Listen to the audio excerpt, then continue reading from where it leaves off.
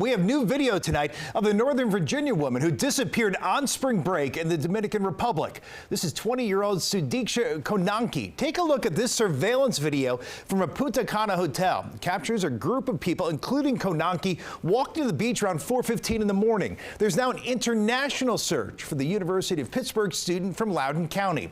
Today, the county sheriff named an American tourist as a person of interest in her disappearance.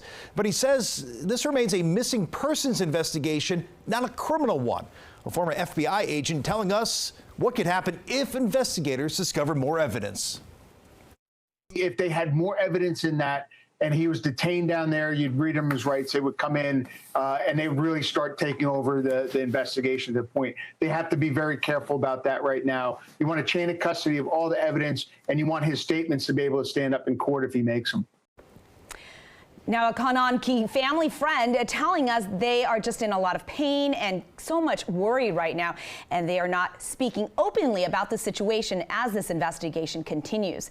The new surveillance video showing Konanki and raising so many new questions here. Tonight, we check with a former federal investigator who's helping us understand what we're seeing in that video. Yeah, DC News Now's Max Marcilla joining us tonight here in studio with that part of the story. And Max, again, this is not a criminal investigation, but there are several agencies now involved. Yeah, that's right, Chris and Susan. That includes the FBI, Homeland Security, Loudoun County Sheriffs, and of course the agency that has jurisdiction, which are the Dominican Republic Police. Now, for insight into how they're working together, what roles they may be taking on, we spoke with a former FBI special agent.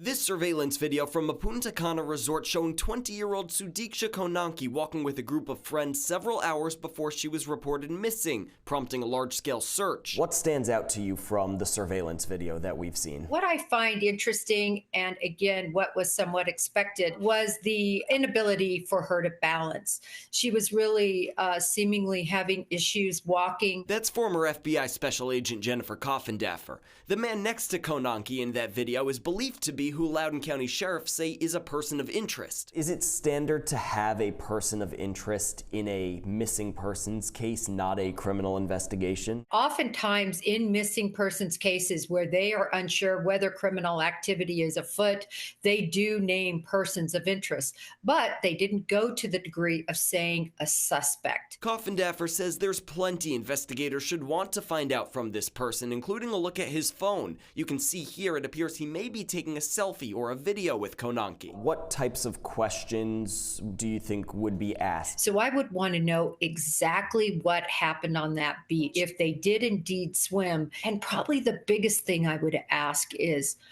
why in the world, if you knew that she was struggling swimming and a wave took her away, or words to this effect that you've stated, why didn't you call for help then?